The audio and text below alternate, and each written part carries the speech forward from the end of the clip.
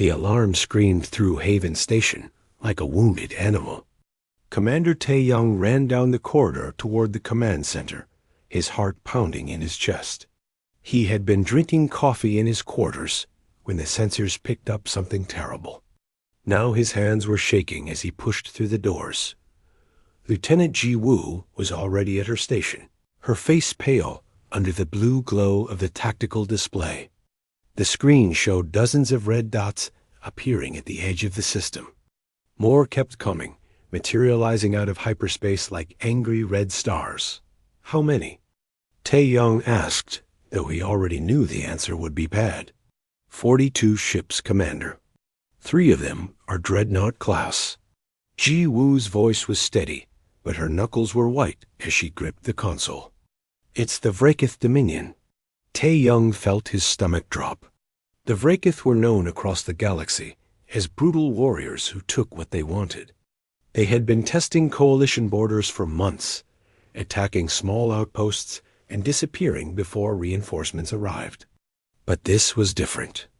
This was an invasion force. Haven Station was home to 15,000 people. Merchants, families, engineers, teachers, children. It served as a trading post on the edge of explored space, far from the protection of the Coalition's main fleet. They had 12 small patrol ships and some automated defense platforms.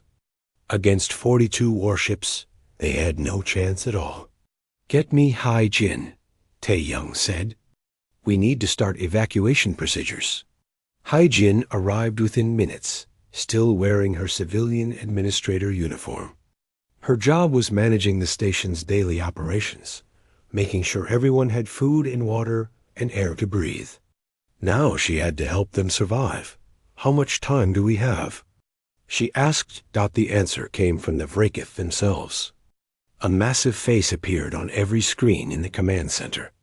Overlord Thrennox looked like a nightmare made flesh, all ridged bone and glowing red eyes. His voice was like grinding metal. "Inhabitants of Haven Station, you are now property of the Vrakith Dominion. Surrender within 6 hours, or we will destroy you. There will be no negotiation. There will be no mercy." The transmission ended. The command center was silent, except for the quiet beeping of machines.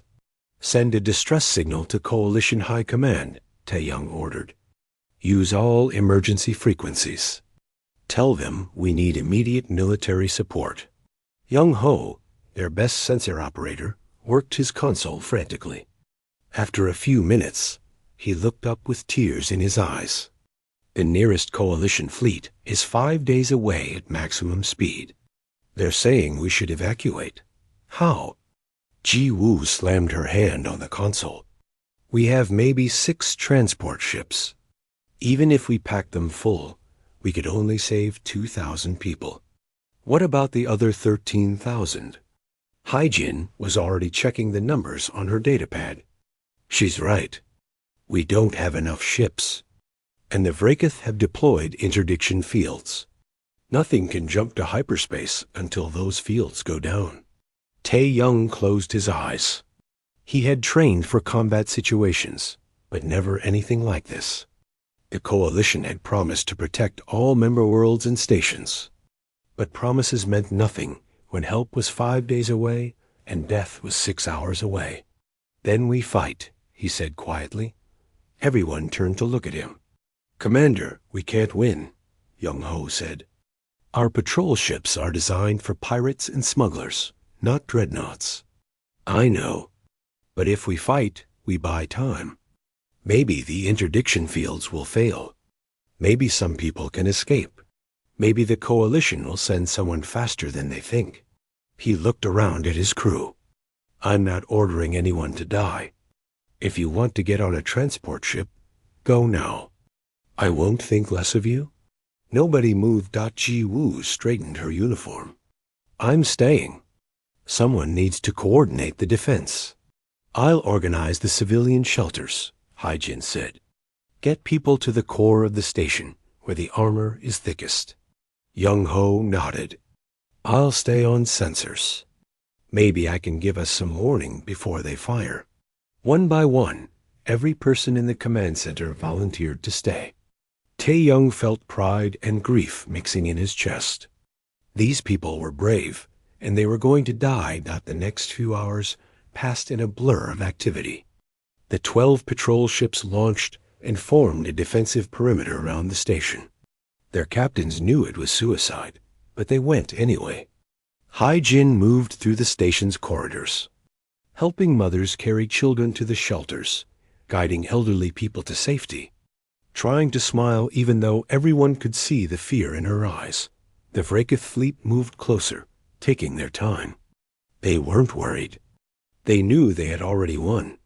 When the first Vrakith fighters approached, the patrol ships engaged them. The space around Haven Station lit up with weapons fire, bright flashes in the darkness.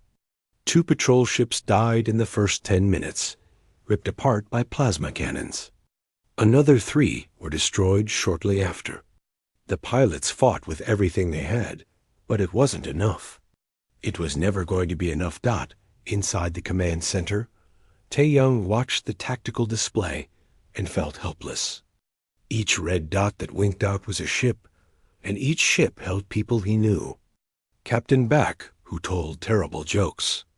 Lieutenant Park, who had 3 children. Ensign Choi, who had just gotten engaged last month. 60 minutes until the deadline, Ji-woo reported. 5 patrol ships remaining. Station shields are holding, but they won't last long once the dreadnoughts open fire. Hai-jin's voice came over the comm. All civilians are in the core shelters. We're as ready as we can be.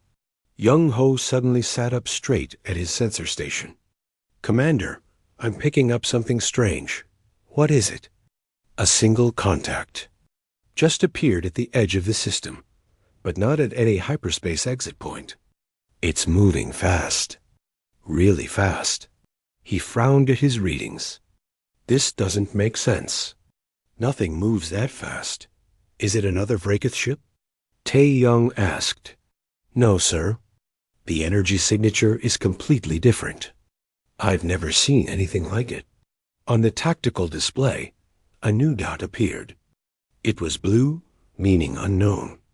It was heading straight toward the Vrakith fleet, accelerating to speeds that should tear any ship apart.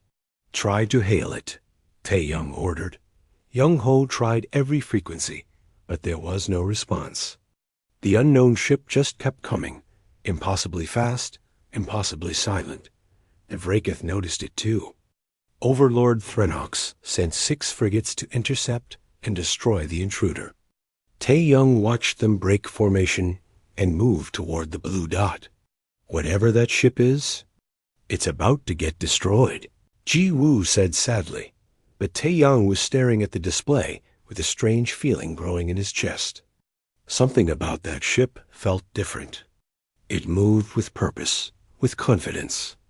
It wasn't running away. It was heading straight into battle. Keep watching, he whispered. The 6 Vrakith frigates closed within weapons range. And then everything changed. The unknown ship opened fire, and Young-ho's sensor board lit up like a festival. The readings made no sense. The weapons were kinetic accelerators, simple railguns that most species considered primitive. But these weren't simple at all. The first Vrakith frigate simply ceased to exist. One moment it was there, the next it was an expanding cloud of metal fragments and frozen atmosphere. No explosion, no fire, just instant destruction. The projectile had hit with so much force that the ship vaporized. What was that? Ji-woo breathed out the remaining 5 Vrakith frigates scattered, trying evasive maneuvers. Their captains were veterans who had survived dozens of battles. They knew how to dodge and weave, how to present a difficult target. It didn't matter. The unknown ship tracked them with perfect precision. Its weapons spoke again and again, each shot calculated and deadly. Another frigate died, then another. The Vrakith ships fired back with everything they had, plasma bolts and missiles streaking through space. The unknown ship's point defense systems swatted them aside like insects. 90 seconds after the engagement began, all 6 frigates were gone. just debris tumbling through the void. The command center on Haven Station was completely silent. Tae-young realized his mouth was hanging open and closed it. Beside him, Ji-woo was frantically trying to identify the newcomer, her fingers flying across her console. Anything? Tae-young asked. Nothing in our database. The hull composition is unknown. The drive system is unknown. The weapons are unknown. It's like this ship is from another galaxy. Hai-jin's voice came over the comm, shaky with hope. Was that friendly? Please tell me that was friendly. Before Tae-young could answer, the unknown ship finally sent a transmission. It came on an old emergency frequency, one that hadn't been used in decades. The channel crackled to life, and a calm voice spoke in Coalition Standard with a slight accent. Haven Station, this is the TCNS Indomitable Terra Combined Naval Ship, responding to your distress call. Hold your position. Reinforcements have arrived. For a moment, nobody moved. Nobody breathed. Terra? Ji-woo whispered. That's Earth. That's a human ship. Young-ho was already pulling up files, searching through old Coalition records. Humans were admitted to the Coalition 30 years ago. They have a minor seat on the Council. The reports say their technology is decades behind the major powers. They're merchants and scientists, not warriors. That didn't look like a merchant ship, Tae-young said, staring at the tactical display. The blue dot representing the Indomitable was moving toward the Vrakith fleet with steady confidence. That looked like a predator. The Vrakith fleet was repositioning now, turning to face this new threat. Overlord Threnox's face appeared on the screens again, but this time he looked less certain. His red eyes narrowed as he studied something off-screen. Human vessel, you are alone against 40 ships. Your foolish bravery will accomplish nothing except your own death. Withdraw now, and we will let you leave. The response from the Indomitable came immediately. The voice was still calm, but there was steel underneath it. Vrakith vessels, you are in violation of Coalition space and have engaged in hostile action against civilian targets. Power down your weapons and prepare to be boarded, or you will be fired upon. You have 3 minutes to comply. Threnox laughed, a horrible grinding sound. You dare threaten me? I command the might of the Dominion. I will crush you like an insect.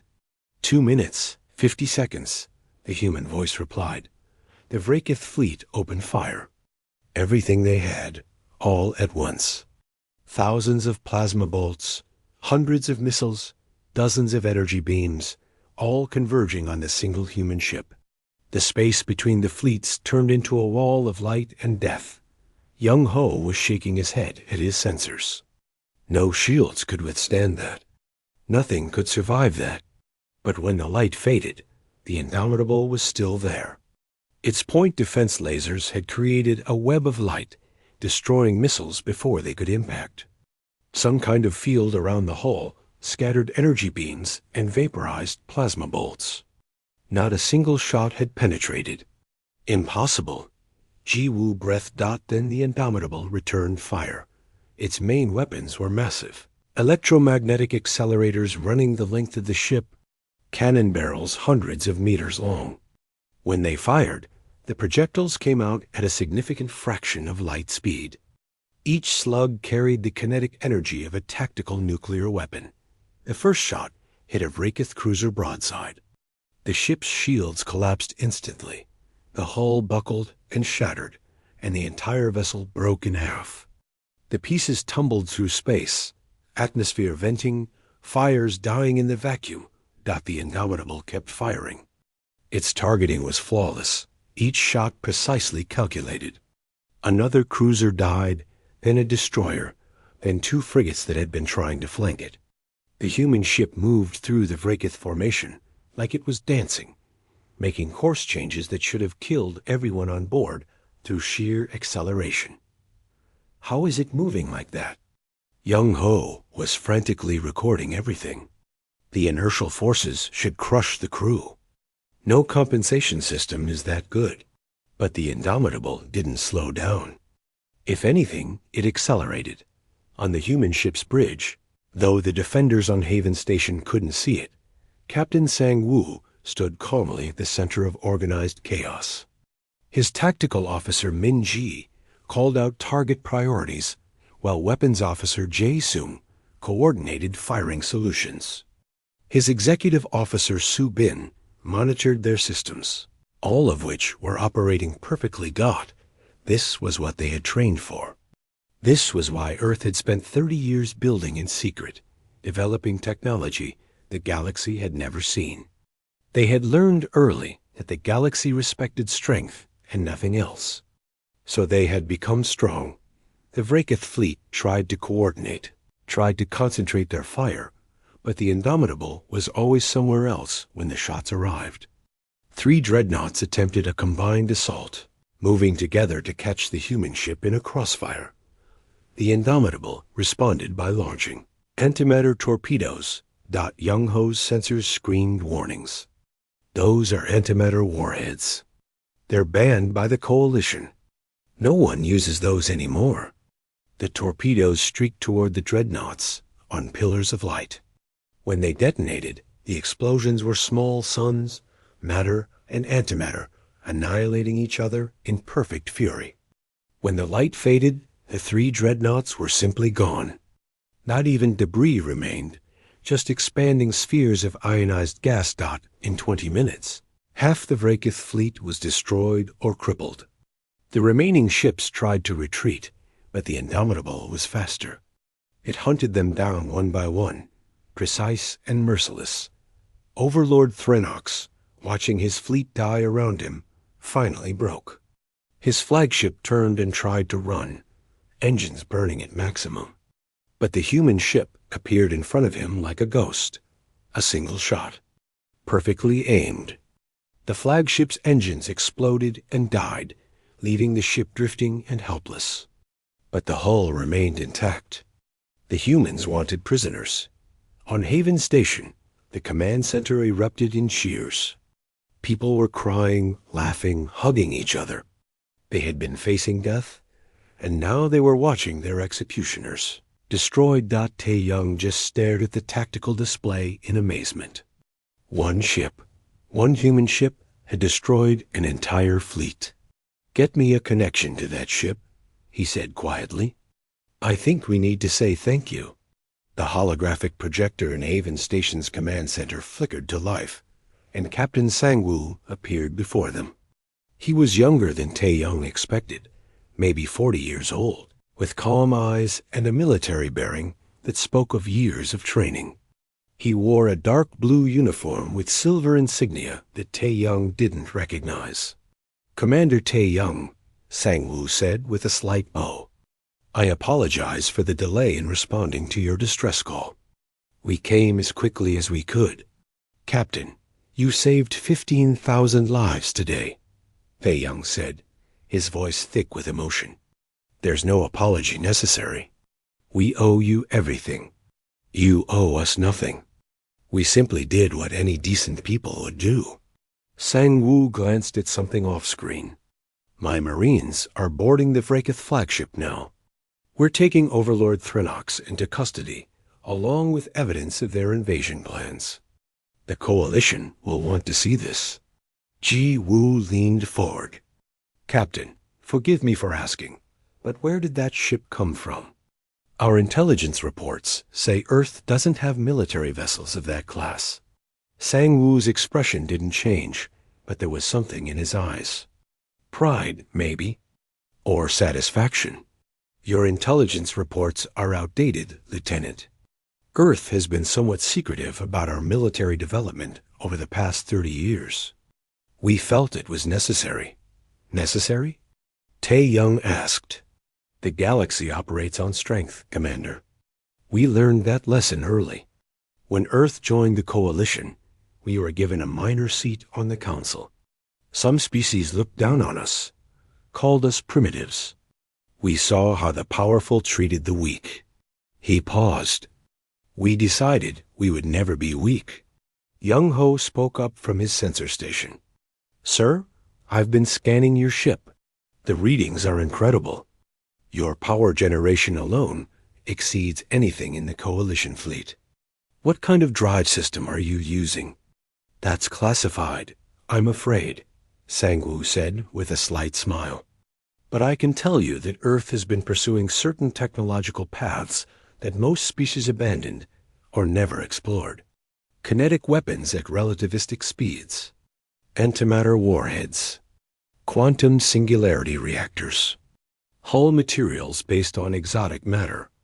We've become very good at making things that destroy other things.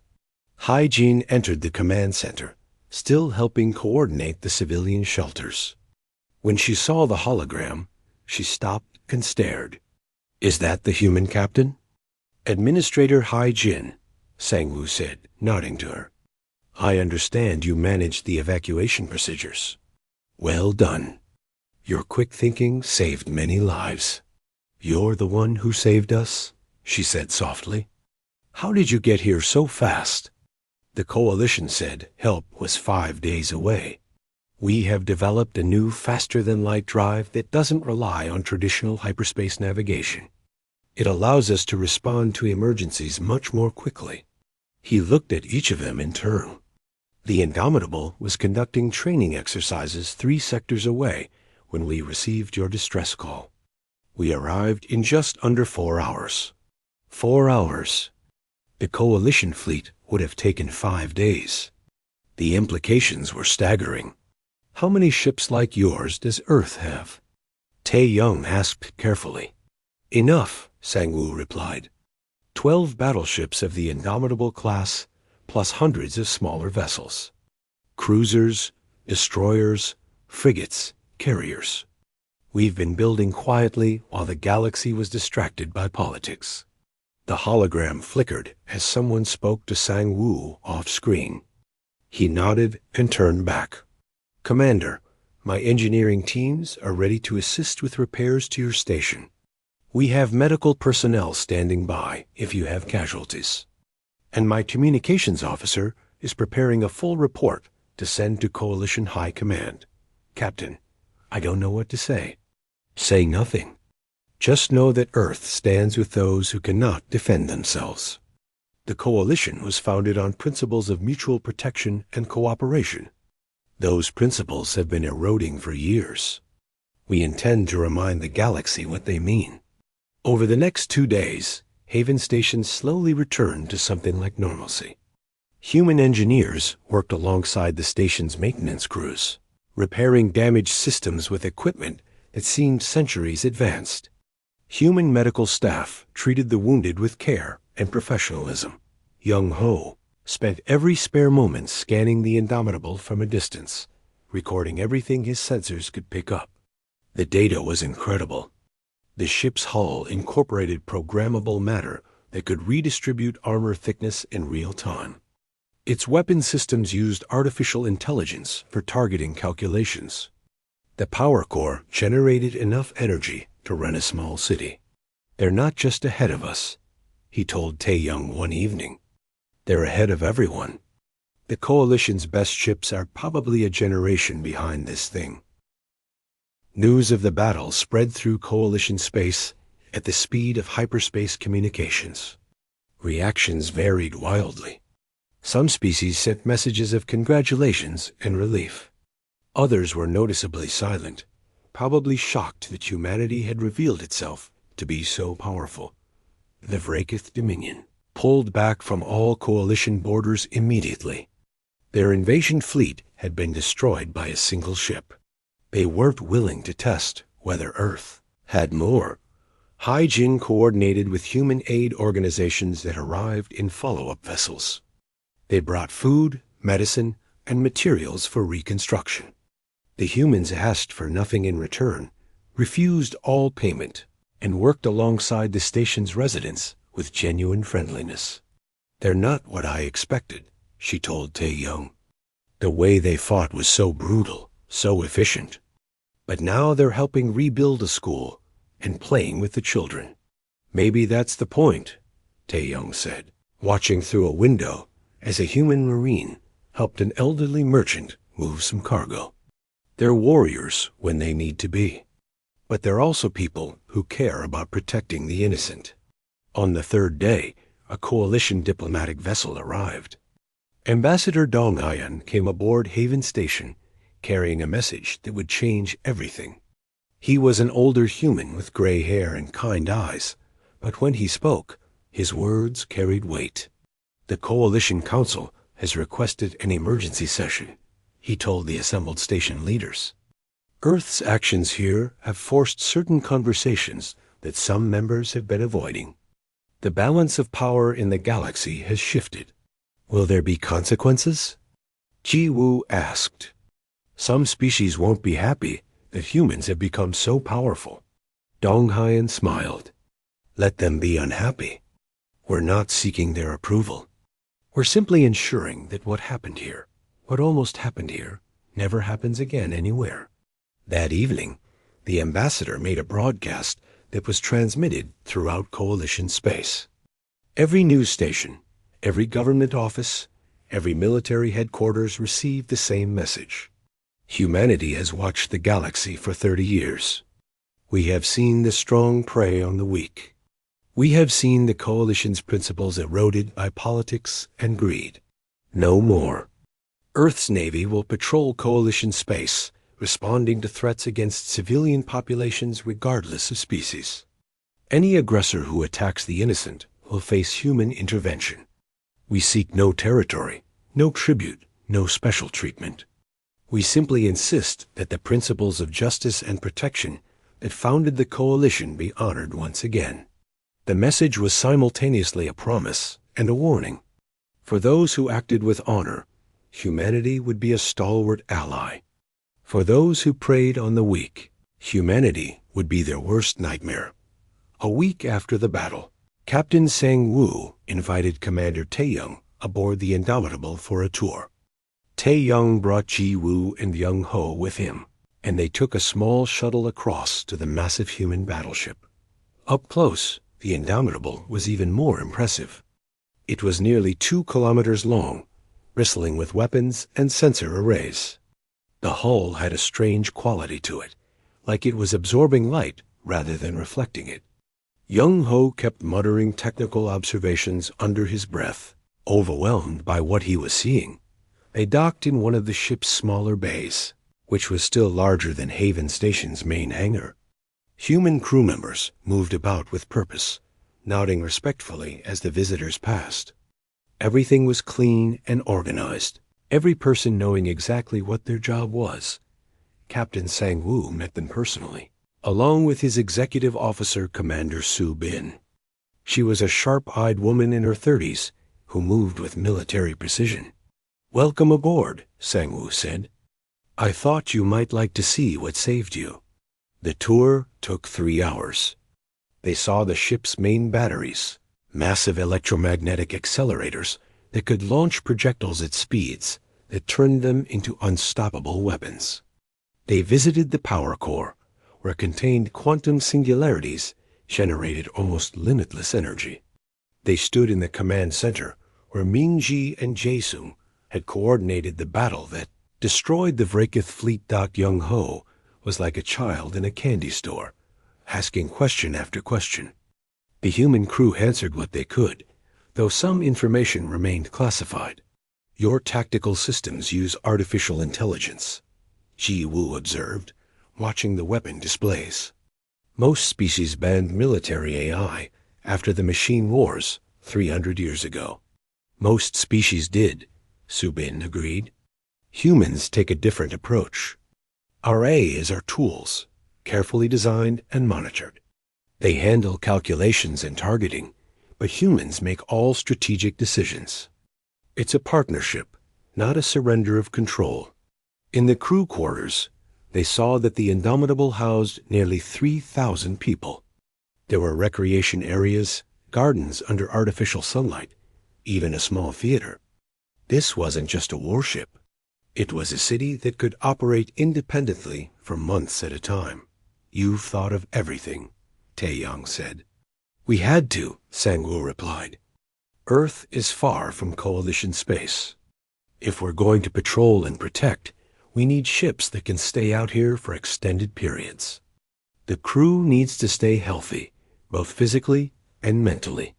In a briefing room, Sang-woo finally opened up about humanity's long-term strategy. Maps appeared on the walls, showing Coalition space divided into patrol zones. There are 12 ships like the Indomitable, he explained. Each one is assigned a sector. We're not replacing the Coalition Navy, but we're supplementing it, focusing on areas where response times are slow or coverage is weak. Places like Haven Station. This must have cost enormous resources, Ji-woo said. 30 years of Earth's industrial output, Su-bin confirmed. We diverted resources from other projects. We made sacrifices. But we decided this was necessary. The galaxy wasn't going to protect us, so we had to become strong enough to protect ourselves and anyone else who needed it. Young Ho was studying the technical specifications displayed on one wall. Your FTL drive, the one that doesn't use hyperspace, how does it work? Sang-woo and Su-bin exchanged glances. Finally, Sang-woo spoke. We discovered a way to fold space using controlled gravitational fields. It's based on theoretical research that most species dismissed as impossible. It's slower than hyperspace for long-distance travel, but much faster for short and medium distances. And it has another advantage. We can enter and exit anywhere, not just at designated hyperspace points. The implications were military and enormous. Traditional fleets had to use specific entry and exit points, which could be predicted and defended. The Indomitable could appear anywhere, anytime. You're rewriting the rules of space warfare, Tae-young said quietly. We're evening the odds, Sang-woo corrected. For too long, the strong have had every advantage. Now the equation is different. They ended the tour in the captain's ready room, a small office attached to the bridge. Sang-woo poured drinks for everyone, some kind of earth beverage called coffee. Can I ask you something? Tae-young said. Why reveal all this now? You could have kept building in secret for years. Why show the galaxy what you can do? Sang-woo was quiet for a moment, looking out the viewport at Haven Station in the distance. Because Haven Station isn't the first place the Vraekith attacked. They destroyed a small colony 3 months ago. Killed everyone. The Coalition couldn't respond in time. Before that, it was the Krenth Syndicate raiding refugee ships. Before that, the Horvan clans attacking mining operations. He turned back to face them. Earth's government decided we had seen enough. We couldn't keep hiding while innocent people died. So we chose to reveal ourselves by doing what we built these ships to do, protecting those who can't protect themselves. You're making enemies, Ji-woo observed. Some species won't be happy about humanity becoming this powerful. We're already the enemy to species like the Vraekith, Su-bin said. The difference is now we can fight back. As for the others, the ones who are unhappy about us being strong enough to interfere with their plans, well, maybe they should reconsider their plans. Over the following days, Haven Station became something of a gathering point. Ships from across the Coalition arrived, their captains wanting to see the human battleship for themselves, to thank the crew, to understand what had happened. Tae-young found himself giving the same explanation over and over. Haijin organized a ceremony to honor the Indomitable's crew.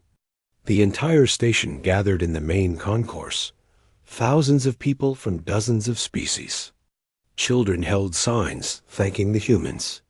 Musicians played. People cheered. Captain Sang-woo accepted the station's gratitude with grace, but he made sure to emphasize that his crew was only doing their duty. He gave a short speech that was broadcast throughout the station. We don't want your thanks.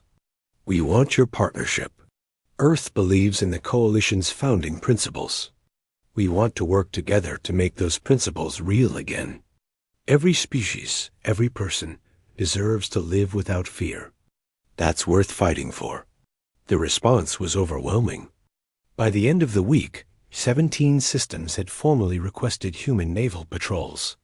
The Coalition Council, suddenly faced with a powerful new force among its members, scrambled to figure out how to respond. Some council members proposed restrictions on Earth's military expansion. Others argued for incorporating human forces into the official coalition navy. The debates were fierce. Ambassador Dong Hyen handled it all with diplomatic skill.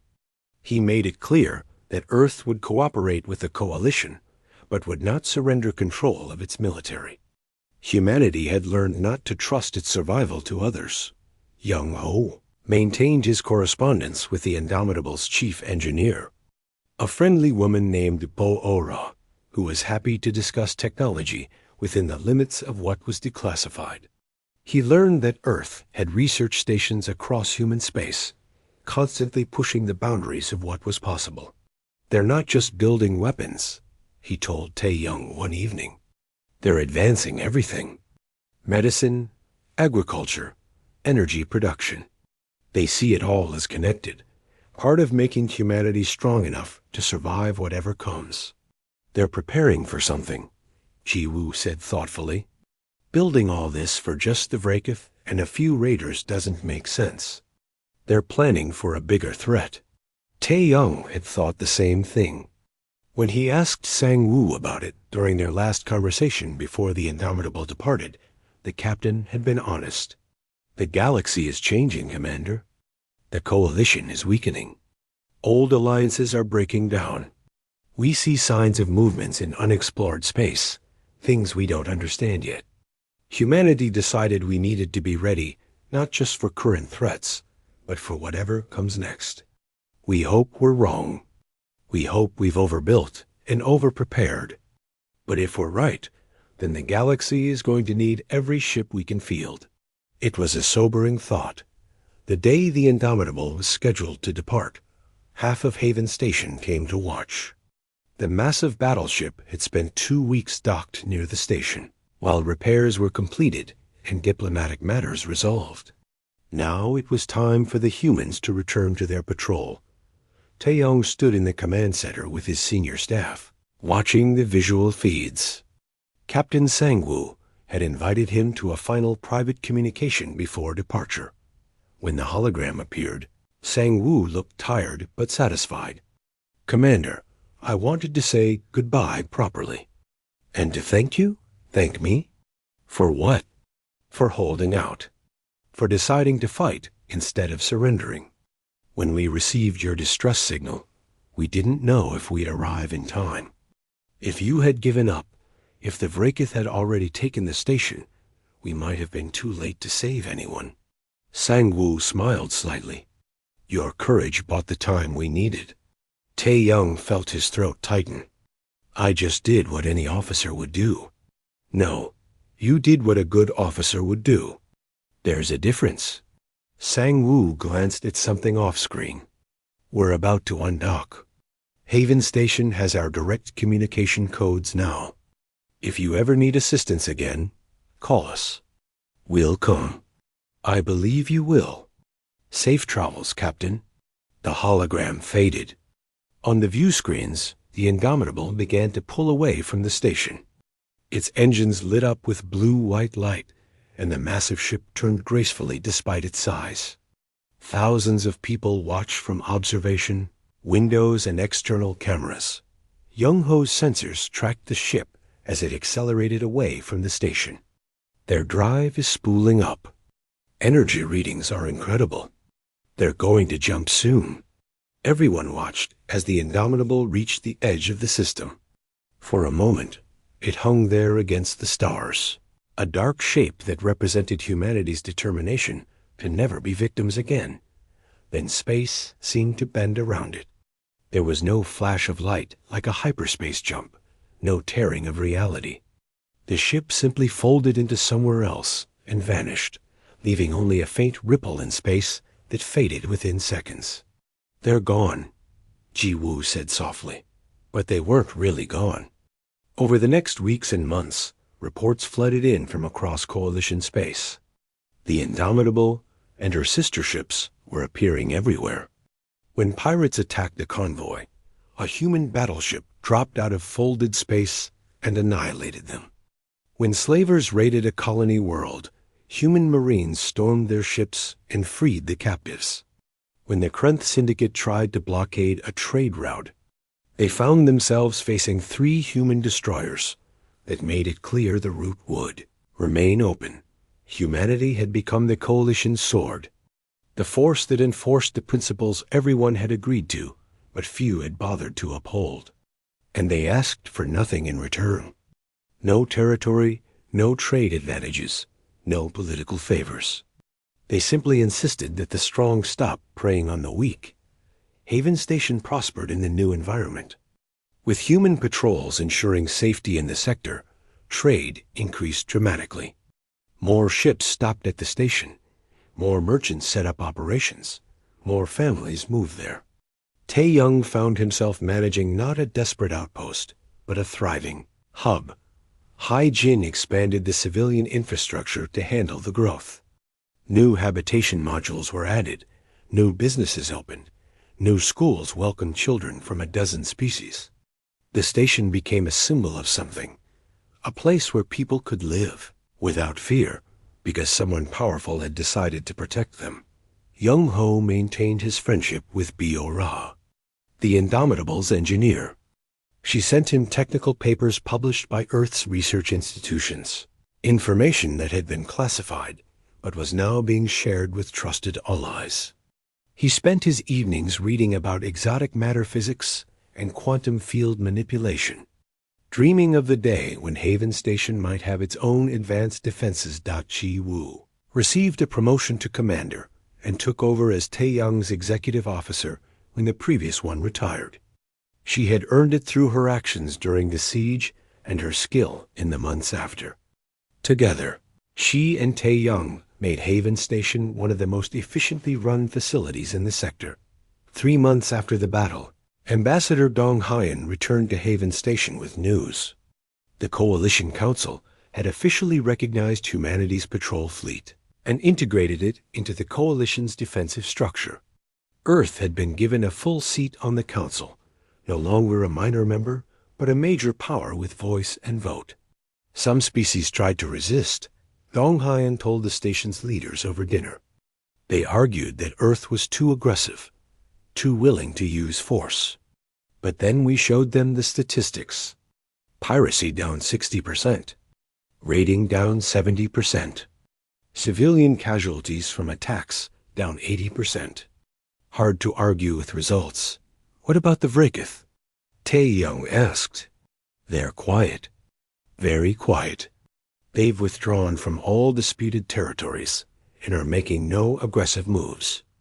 Overlord Threnox is facing trial in their own courts. Turns out their government wasn't entirely happy with his independent actions. The destruction of his fleet gave them an excuse to purge the militant faction from leadership. So humanity made peace by demonstrating the ability to wage war, Ji Wu said. That's the way of the galaxy. Unfortunately, we wish it were different. But we'll take peace however we can get it. 6 months after the Indomitable's departure, Captain Sang-woo returned to Haven Station. His ship arrived without fanfare, just appeared at the edge of the system, and requested docking clearance. Tae Young cleared his schedule immediately and went to meet him personally. They met in one of the station's observation lounges, looking out at the stars. Sang-woo looked older, more tired. The weight of command was showing. 3 distress calls this week alone, he said without preamble. We saved 2 of them. The third, we arrived 10 minutes too late. He stared out at space. A mining colony. 400 people. The raiders killed them all before we got there. Tae Young didn't know what to say. Finally, he offered, You saved 2. That's 800 people who are alive because of you. I know. And I'll keep doing this. Keep responding, keep fighting. But sometimes I wonder if we're making a real difference, or just putting bandages on a broken system. You're making a difference. Ask the 15,000 people on this station. Ask the 800 you saved this week. Ask anyone who has lived without fear, because they know you're out there. Tae-young paused. You can't save everyone. No one can. But you save who you can, and that matters. Sang-woo was quiet for a long time. Then he nodded. Thank you. I needed to hear that. They talked for hours, two officers who understood the burden of command. Sang-woo shared stories of other battles, other rescues. Some had gone well. Some had been desperate struggles. All had been necessary. Before he left, Sang-woo told Tae-young something that had been decided at the highest levels of Earth's government. We're building more ships. Not just battleships, but carriers and support vessels. We're expanding the patrol routes, covering more territory. And we're training other species' crews to use our technology. In 10 years, we want the coalition to have a real defensive fleet again, one that protects everyone. That's ambitious. It's necessary. Humanity can't do this alone forever. We're strong, but we're not infinite. We need partners, allies who share our values and will stand with us. As the Indomitable prepared to depart again, Tae-young received a communication from the ship. It was from Bae Ore, the chief engineer. Commander, I wanted you to have this.